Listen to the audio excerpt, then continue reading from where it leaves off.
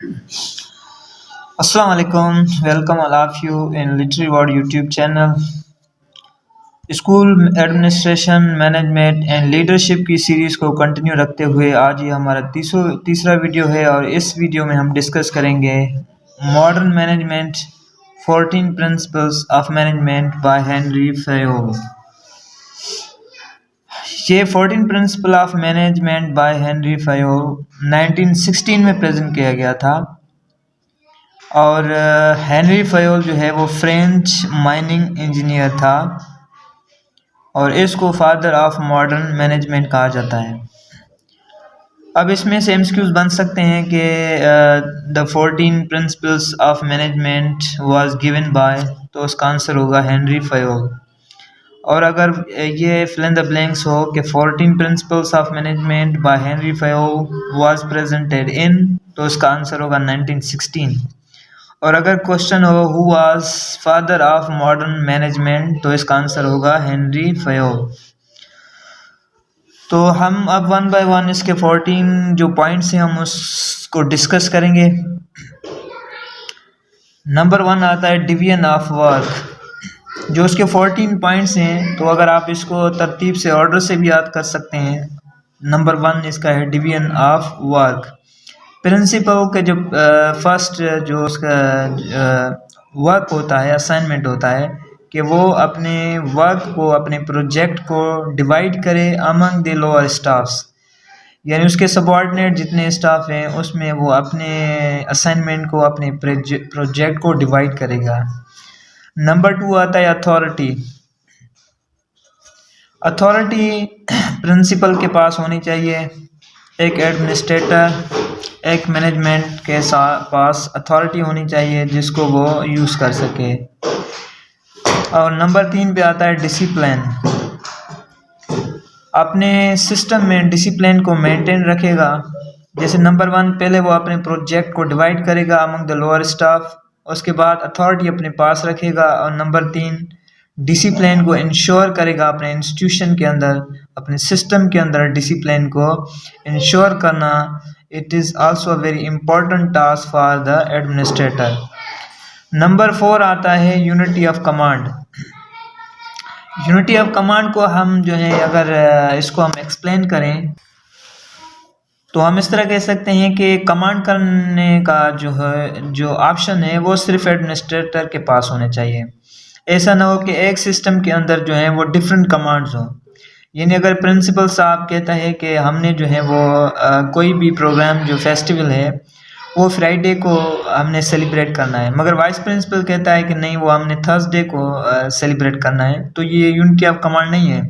Unity of command के लिए ये लाजमी है कि फुल कमांड और अथॉरिटी प्रिंसिपल के पास होने चाहिए और जो भी कमांड इशू होता है अब सब ने उसको फॉलो करना है। कहीं भी बीच में हर्डल या कंफ्यूजन नहीं होना चाहिए। ये यूनिटी ऑफ कमांड नंबर 4 पे है। नंबर 5 आता है यूनिटी ऑफ डायरेक्शन।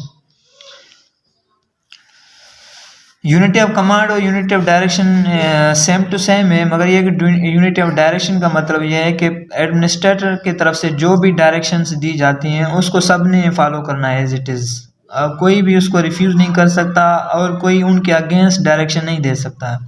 नंबर 6 पे आता है कलेक्टिव इंटरेस्ट। कलेक्टिव इंटरेस्ट का मतलब है कि कंपनी में या इदारे में काम करने वाले जितने भी स्टाफ मेंबर्स हैं सबका इंटरेस्ट अलग नहीं होना चाहिए, मगर एक इंटरेस्ट होना चाहिए और वो इंटरेस्ट होता है इदारे की बेहतरी, यानी डेवलपमेंट ऑफ इंस्टीट्यूशन। एक कलेक्टिव इंटरेस्ट होना चाहिए। एक इदारे के अंदर जितना भी स्टाफ है सबका एक इंटरेस्ट होना चाहिए। और नंबर 7 पे आता है रिमनरेशन। रिमनरेशन कहते हैं रिवार्ड, सैलरी और प्रमोशन। इदारे के अंदर काम करने वाले जितने स्टाफ मेंबर्स हैं अगर वो कोई अच्छा काम करते हैं तो उसको रिवार्ड देना चाहिए, उनके जो है प्रॉपर सैलरी रहनी चाहिए, उसमें इंक्रीमेंट करना चाहिए और ड्यू जो उनका प्रमोशन बनता हो तो उसको प्रमोट करना चाहिए। यानी अगर हम अपने स्टाफ के अंदर किसी को प्रमोट करेंगे तो जो बाकी जो नेक्स्ट स्टाफ होगा वो भी यानी इंटरेस्ट के साथ दिल लगा के काम करेगा कि ताकि उनको भी प्रमोशन दी जाए। नंबर 8 पे आता है सेंट्रलाइजेशन। सेंट्रलाइजेशन यहाँ पे दो टर्म्स यूज होते हैं, ये आप याद रख लें, एक सेंट्रलाइजेशन एंड डिसेंट्रलाइजेशन। सेंट्रलाइजेशन जो टॉपिक है उसको हम कहते हैं टॉप टू बॉटम अप्रोच।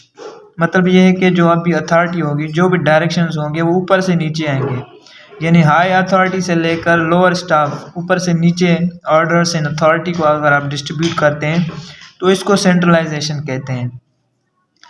और आप जो ये जो 14 में प्रिंसिपल ऑफ मैनेजमेंट है, इनको भी आप टॉप डाउन अप्रोच जो जिसने दिया है वो हेनरी फेयोल है। अब आते हैं हम ये जो दो टॉपिक्स हैं ना, एक सेंट्रलाइजेशन एक डिसेंट्रलाइजेशन। डिसेंट्रलाइजेशन हम कहते हैं बॉटम टू टॉप अप्रोच, यानी हम नीचे से ऊपर तक अपने काम को डिवाइड करते हैं, अथॉरिटी को, हायरार्की को जो हम बनाते हैं वो नीचे से ऊपर, तो वो उसको हम डिसेंट्रलाइजेशन कहते हैं।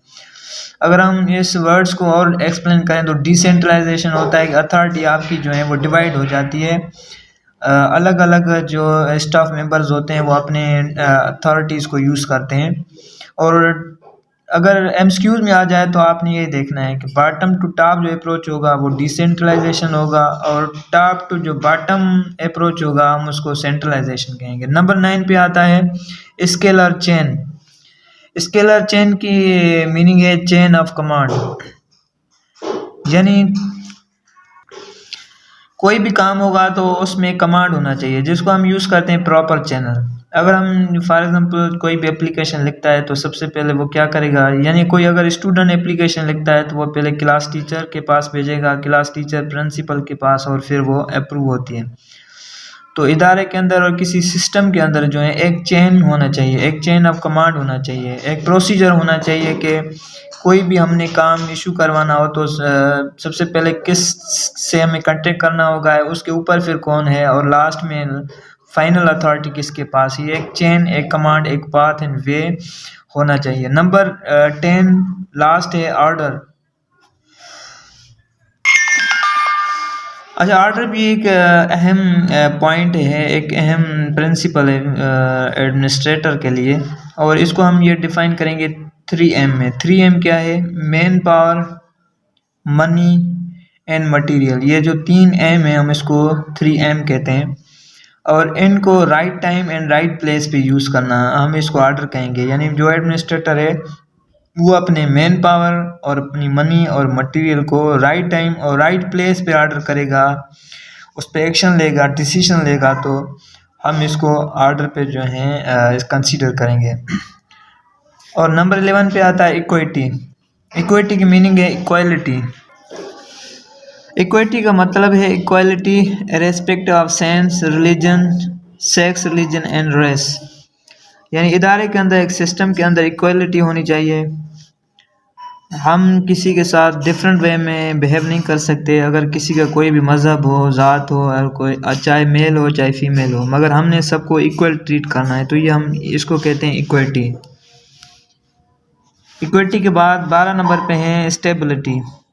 Stability of tenure of personal, job security, probation, chance, experience and counselling.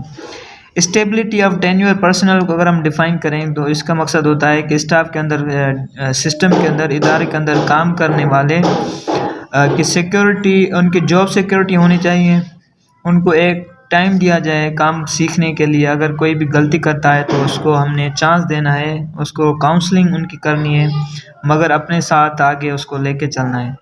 ऐसा ना हो कि हम जो है अपनी पर्सनल इंटरेस्ट और ज़ाती जो है वो दुश्मनी के एवज़ या किसी और के, हम किसी स्टाफ के काम करने वालों को फायर कर दें या हम उनकी इंसल्ट करें। तो ये स्टेबिलिटी होनी चाहिए, उनको एक जॉब सिक्योरिटी मिलनी चाहिए, क्योंकि अगर किसी भी इदारे में कोई स्टाफ को पता हो कि मेरे जो है वो लाइफ इधर है, मुझे इधर काम करना है, तो वो दिल लगा के काम करता है उस इदारे के अंदर।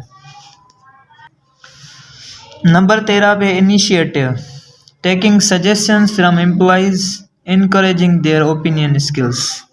इनिशिएटिव जब आप लेते हैं, कोई भी डिसीजन लेते हैं, तो उससे पहले आपने अपने स्टाफ मेंबर से सजेशंस लेने चाहिए, उनसे ओपिनियंस लेना चाहिए और उनके ओपिनियंस को इनकरेज करना चाहिए। और लास्ट पे आता है एक्सपर्ट डी कॉप्स। ये एक फ्रेंच वर्ड है, स्पिरिट डी कॉप्स, जिसकी मीनिंग है टीम स्पिरिट।